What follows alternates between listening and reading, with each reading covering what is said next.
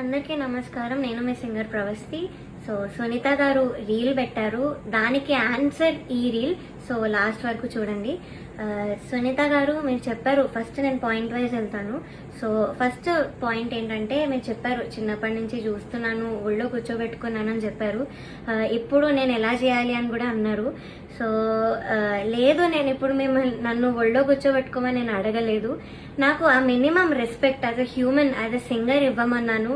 And మీరు రీల్లో ఎంత బాగా మాట్లాడారో రియల్లో కూడా అంతే బాగా మాట్లాడుంటే ఇవన్నీ అయ్యేదే కాదు మ్యామ్. సో అదొకటి. పాయింట్ నెంబర్ 2, నాకు కన్సిస్టెన్సీ లేదని కూడా చెప్పారు. చిన్నప్పుడు ఎలా పాడావో ఇప్పుడు అలా పాడట్లేదు అని కూడా చెప్పారు. Okay, that's your opinion, I totally respect that. So నేను దాని మీద ఏం మాట్లాడట్లేదు. సో ఇప్పుడు మీరు అన్నారు కదా నేను పూర్తిగా సాంగ్ సెలెక్షన్ విషయంలో మాట్లాడలేదని. సో మ్యామ్, మాకు ముందే రైట్స్ ఇవ్వడం జరిగింది, స్కెడ్యూల్ 1 ముందే. So Aditya music, Saregama, T series, mango music, so ఏవి మాకు ఇచ్చిన రైట్స్. మేము ఈ రైట్స్ లో నుంచే సాంగ్స్ చూసి ఇచ్చాం వాళ్ళకి. సో నా సాంగ్స్ రిజెక్ట్ చేసిన కారణం అయితే రైట్స్ ప్రాబ్లం కాదు. దేనిలో కూడా జరిగిందో చెప్తాను. ఇది రాఘవేందర్ రావు గారి ఎపిసోడ్ లో ఆయన చేసిన మంచి డివోషనల్ మూవీస్ నుంచి నేను మంచి డివోషనల్ సాంగ్స్ ఇచ్చాను లిస్ట్ లో. ఇస్తే కాల్ చేసి ఇలాగా ఇది డివోషనల్ రౌండ్ కాదు, ఇలాంటి సాంగ్ ఎవరిచ్చినా కూడా మేము ఇవ్వము, అది ఇది అన్నారు Suman sir from Gnapika production house. So call చేసి చెప్పారు. ఇంకా I had no choice, but వేరే ఇంకా సాంగ్స్ దొరికిన సాంగ్స్ అన్ని పంపించాను లిస్ట్ లో. బట్ చూస్తే ఒక అమ్మాయి మాత్రం అదే డివోషనల్ సాంగ్ పాడింది. అండ్ తను కూడా ఎన్ని పిచ్చింగ్ ఇష్యూస్ చేసినా మళ్ళీ అదే మంచి కామెంట్స్ ఇచ్చారు. That's fine. అండ్ షార్ప్ పాడుతుంటే మీరేమో సైగలు చేశారు. Instead of pointing that out in the judgement, మీరు అది చేయలేదు. మరి ఇదేంత ఫేవరెటిజం కనిపిస్తుంది, అందరికీ కనిపిస్తుంది ఈ పాయింట్ లో. అండ్ మీరు ఇది ఆన్సర్ చేయండి, ఎందుకు సైగలు చేశారు జడ్జ్మెంట్ లో చెప్పకుండా, ఇది ఒక్కటి ఆన్సర్ చేయండి మ్యామ్. అండ్ జడ్జ్మెంట్ గురించి మాట్లాడుతున్నాం కాబట్టి, ఈ యొక్క ఎపిసోడ్ లో Ilaiyaraaja sir, SPB sir episode లో మీరు ఒక పాటకి లేకుండానే ముందే జడ్జ్మెంట్ ఇచ్చి వెళ్లారు. కన్యాకుమారి అనే పాటకి మీరు ఆ రోజు ఏదో ఎక్కడికో వెళ్ళాలి అని ఆ పాట వినక ముందే మీరు కామెంట్స్ ఇచ్చేసి వెళ్ళిపోయారు. అది ఎలాంటి కామెంట్ అయినా, ఒరిజినల్ సాంగ్ గురించి అయినా ఏదైనా కూడా జడ్జ్మెంటే. సో మీరు ఇలా చెప్పేసి వెళ్ళిపోయారు సాంగ్ వినకుండానే. సో అదొకటి. అండ్ మీరు రీల్లో నేను పేర్లు మెన్షన్ చేశాను చెప్పారు. ఎస్, నేను గాయత్రి అక్క ఇంకా శ్రీధృతి పేరు మెన్షన్ చేశాను. కానీ మీరు ఇంకేదో ప్రణతి ఇంకా శ్రీలలిత అని చెప్పారు మీ రీల్లో. నేను ఈ 2 నేమ్స్ ఎక్కడా కూడా వాడలేదు, వీడియోలో కానీ ఇంటర్వ్యూస్ లో కానీ ఎక్కడా ఎత్తలేదు. సో మీరు ఎక్కడి నుంచి విన్నారో, ఎవరి నుంచి విన్నారో తెలియదు మ్యామ్. నా వీడియో ఒక్కసారి చూడండి, నేను దానిలో చెప్పలేదు, ఈ పేర్లు అయితే అస్సలు ఎత్తలేదు. అండ్ శ్రీలలిత గురించి కూడా నేను ఎప్పుడు మాట్లాడాను, బికాస్ చాలా నాలెడ్జ్ ఉన్న అమ్మాయి, షీఈ్ అన్ అమేజింగ్ సింగర్. నేను తన గురించి అసలు మాట్లాడను. సో నా యాక్చువల్ క్వశ్చన్ కి మీ ఆన్సర్ రాలేదు, విచ్ ఇస్ లిరిక్స్ మర్చిపోయిన వాళ్ళు ఎందుకు టాప్ లో ఉన్నారు. I also give you the songs.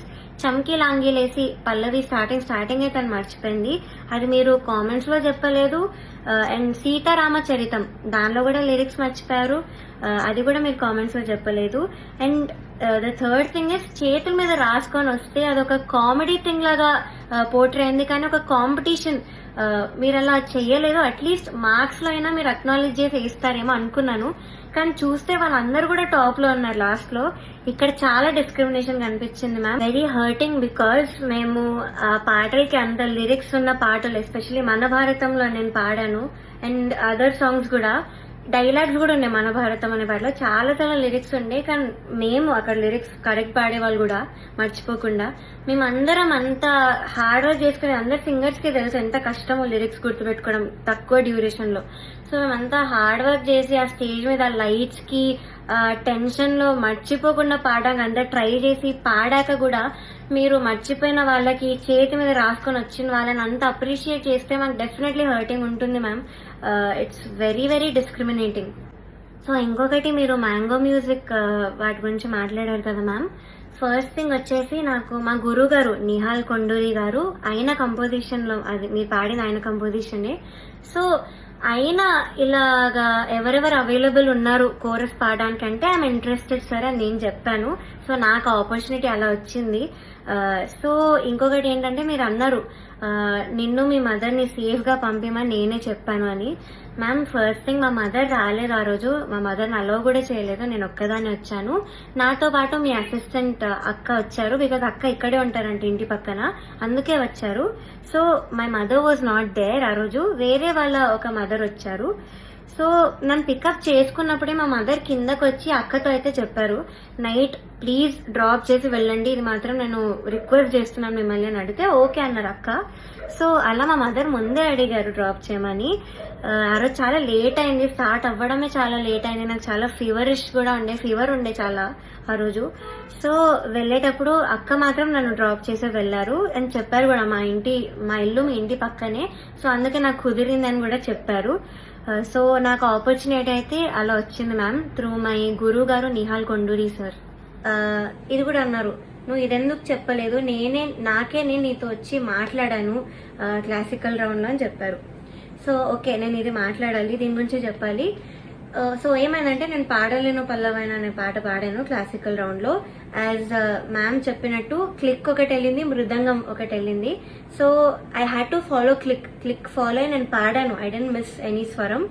కానీ మిస్ అవ్వకపోయినా కామెంట్స్ లో ముగ్గురులో ఒక జడ్జ్ నుంచి నాకు అక్కడ స్వరం పోయింది కదా, తప్పులు అవుతూ ఉంటాయిలే అన్న కామెంట్ వచ్చింది. సో అది మార్క్స్ మీద ఎఫెక్ట్ అవుతాయేమో అని నేను అప్సెట్ అయ్యాను. ఆఫ్ కోర్స్ అప్సెట్ అయ్యాను, కాంపిటీషన్ ఉన్నప్పుడు నా ప్లేస్లో ఎవరైనా అప్సెట్ అవుతారు అని మేబీ మీరు చెప్పినట్టు బీయింగ్ 19 year old నా ఏజ్ కూడా ఇష్యూ ఏమో, బట్ నేను అప్సెట్ అయ్యాను. అండ్ అప్సెట్ అయ్యాక ఏమైందంటే నేను ఆర్కెస్ట్రా వాళ్ళ దగ్గరికి వెళ్ళాను, ప్రొడక్షన్ వాళ్ళ దగ్గరికి వెళ్ళాను, మెంటర్స్ దగ్గరికి వెళ్ళాను.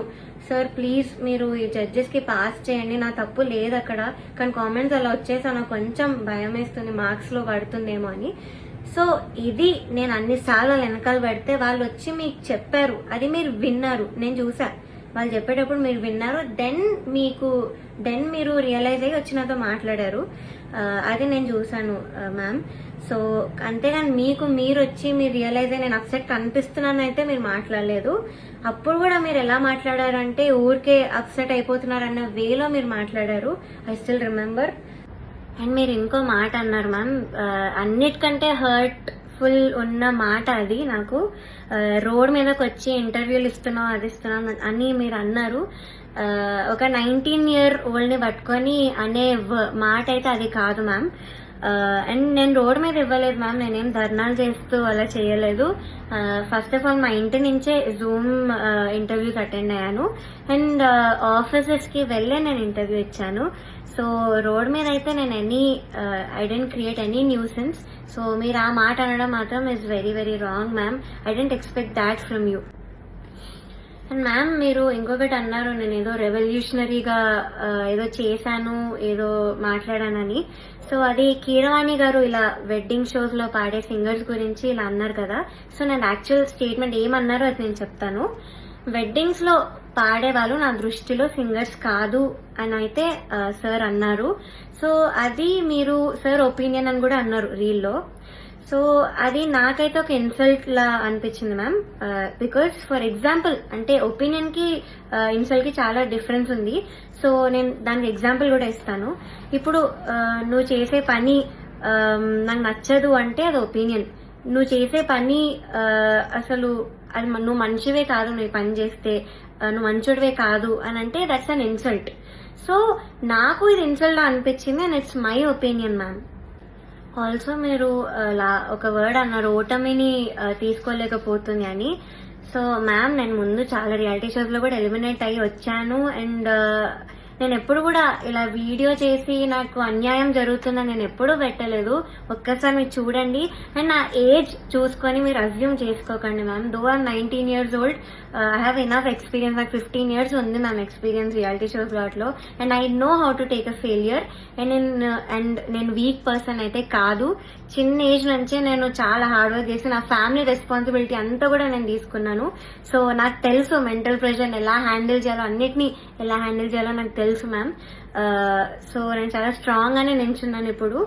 అండ్ నా వెనకాల ఎలాంటి పవర్ఫుల్ పర్సన్ లేరు, మాకు అంత ఇన్ఫ్లుయెన్స్ లేదు, మాకు మనీ లేదు నేను ఓన్గా రావడానికి, నా ఓన్ మ్యూజిక్ చేసి ఓన్ సాంగ్స్ చేసుకొని రావడానికి మాకు అది లేదు.